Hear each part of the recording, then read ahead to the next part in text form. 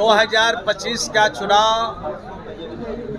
NDA के पक्ष में होगा, गठबंधन जो हमारा है उसके पक्ष में होगा। अब पूर्ण बहुमत के साथ सरकार बनाएंगे। जब नीतीश कुमार जी के साथ लोग आते हैं तो बिल्कुल ऐसा कसीदा काढ़ते हैं कि शायद डिक्शनरी भी फेल हो जाए, और जब हटते हैं तो इस तरह का मनगढ़ंत आरोप लगाते हैं कि लगता है कि उससे बुरा कोई कसीदा नहीं है। ढोलक पर जितना ताल लगना चाहिए नहीं लगता है, दूसरे ही जगह ताल ठोकते हैं। ठोकने दीजिए, जो लोग ठोक रहे हैं ताल, उनको 2025 में पता चले। नहीं मिल रहा है, उनसे पूछना चाहिए कि आप क्यों बयान देते हैं। इस बार चैप्टर क्लोज कीजिएगा उनका। देना नहीं चाहिए। अगर दे रहे हैं तो ये दुर्भाग्यपूर्ण बात है। कभी भाजपा आती है, कभी आरजेडी आती है, तो आते जाते तो वो लोग रहते हैं। उनसे ये सवाल पूछा चाहिए। नीतीश कुमार जी तो अस्थायी तौर पर वही है जहाँ रहना चाहिए। तेजस्वी यादव ये आरोप लगा रहे हैं आपकी सरकार पर कि ट्रांसफर पोस्टिंग के बहाने बिहार में खूब पैसा उगाही की जा रही है। जो IAS IPS अधिकारी हैं उन्हें मलाईदार जगह दिया जाता है पैसा लेने। देखिए, सत्ता से जब हटते हैं लोग तो इसी तरह का आरोप लगाते हैं, और जब सत्ता में चले जाते हैं तो आरोप के लिए इस तरह का आरोप बेबुनियाद हो जाता है। कहीं न कहीं सत्ता से हटने का मलाल तो होता है। अब वही मलाल सता रहा है उनको, तरह तरह की बात बोल रहे हैं, लेकिन उनके बातों में कोई दम लगता नहीं है। लेकिन कुछ बोल करके अपने लोगों को खुश करना चाहते हैं, मीडिया में बना रहना चाहते हैं, जनता में भ्रम की स्थिति पैदा करना चाहते हैं। तो वो कह रहे हैं नीतीश कुमार से बिहार नहीं संभल रहा है, वो थक गए। नीतीश कुमार थक गए हैं, उनसे बिहार नहीं संभल रहा है। जब नीतीश कुमार जी के साथ लोग आते हैं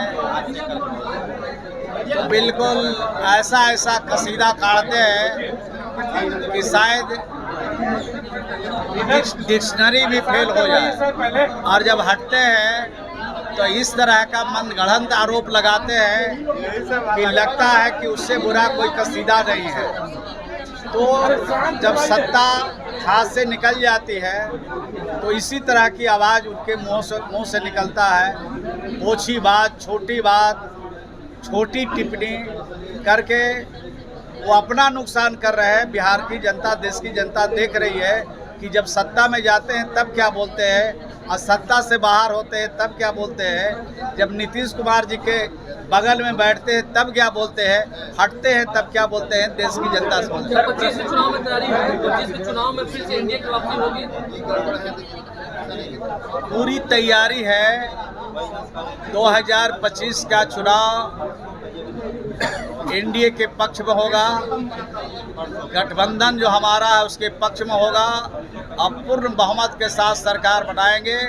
और हमने जो काम किया है बिहार में, और बिहार के लोगों के लिए जो काम किया है, खास करके गरीबों के लिए काम किया है, और बिहार को जो विशेष तौर पर आर्थिक सहायता भारत सरकार से मिली है, उस सहायता का जब पूरा उपयोग करेंगे तो बिहार और तेज़ी से आगे बढ़ेगा, बिहार की और तरक्की होगी। और जिन क्षेत्रों में बिहार पिछड़ा हुआ था, उन क्षेत्रों में जब बिहार आगे बढ़ेगा तो लोगों को बेहतर लगेगा, अच्छा लगेगा, और इस कारण से फिर हम एनडीए की सरकार बनाएंगे और भारी बहुमत से सरकार बनाएंगे। प्रशांत किशोर का कुनबा लगातार बढ़ रहा है, कह रहे हैं कि 25 में एनडीए का सुपड़ा साफ हो जाएगा।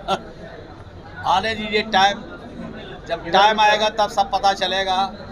ढोलक पर जितना ताल लगना चाहिए नहीं लगता है, दूसरे ही जगह ताल ठोकते हैं। ठोकने दीजिए, जो लोग ठोक रहे हैं ताल, उनको 2025 में पता चलेगा। ये जो कुछ नेता जो हैं, इंडिया गठबंधन के जो नेता लोग हैं, सिर्फ अखबार में, मीडिया में बने रहने के लिए कुछ न कुछ बात उठाते रहते हैं।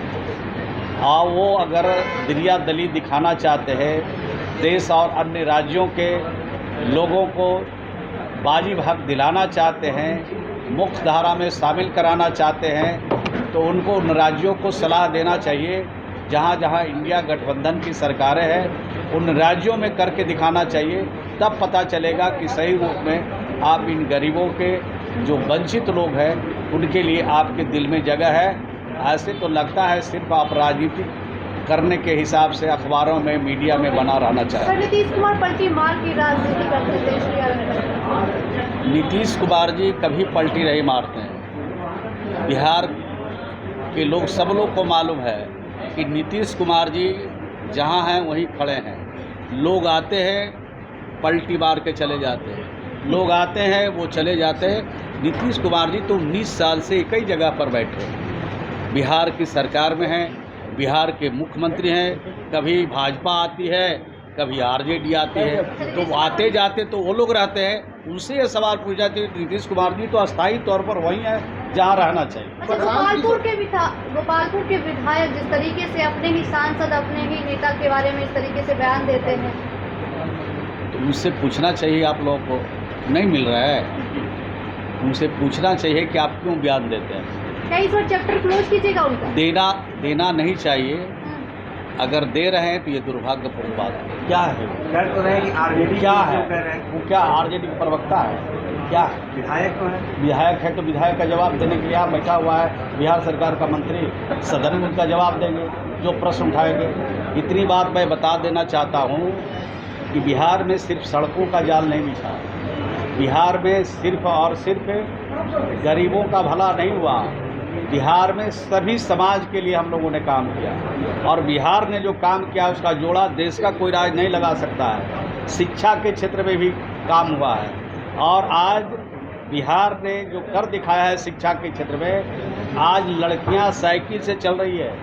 नीतीश कुमार जी के सरकार बनने के पहले कोई लड़की साइकिल से नहीं चलती थी, लड़कियां साइकिल से चल रही है। आज शिक्षा के क्षेत्र में कितने मेडिकल कॉलेज थे, आज इंजीनियरिंग कॉलेज कितने थे, पॉलिटेक्निक कितना कॉलेज थे, आईटीआई कितने थे, विश्वविद्यालय कितने थे। उनसे पूछ लीजिएगा विधायक जी से कि कितने विश्वविद्यालय थे और आज कितने विश्वविद्यालय। तो हर क्षेत्र में काम हुआ है, और बिहार में जो काम किया हम लोगों ने उसका जोड़ा देश का कोई राज नहीं लगा सकता है। बिहार में गरीबों की चिंता की जाती है। जिस गरीब के पास अपना घर नहीं है उसके लिए राज्य सरकार ने, बिहार के मुख्यमंत्री ने एक योजना बनाई, उसका नाम है मुख्यमंत्री आवास ग्रामीण।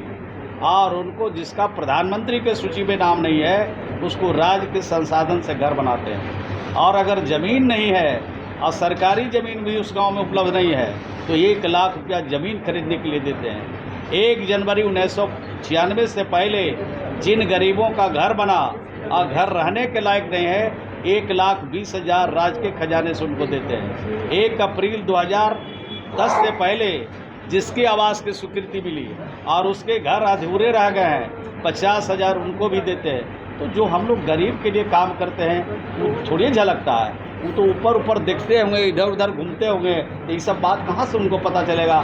ज्ञानवर्धन के लिए तो सरकार की जो योजनाएं हैं, वो योजनाओं को देखेंगे तब उनको पता चलेगा। धन्यवाद। चलिए, पहले जन सुनवाई हो कृष्ण का अवतार बताया है इजराइल में चुने में तेजस्वी यादव ने। कृष्ण का अवतार, सरकार में आएंगे तो पापियों को नाश कर देंगे। तो नाश करने से उनको कौन रोक रहा है? जितने पापी हैं पहले उसका नाश करें, अच्छी बात है। हम लोग भी चाहते हैं जो अन्याय करने वाला है, जुल्म करने वाला है, ऐसे लोगों का नाश होना चाहिए। लेकिन कलकत्ता में जिन लोगों ने अपराध किया उनका नाश करना चाहते हैं कि नहीं, ये तो पूछ लीजिए एक बार।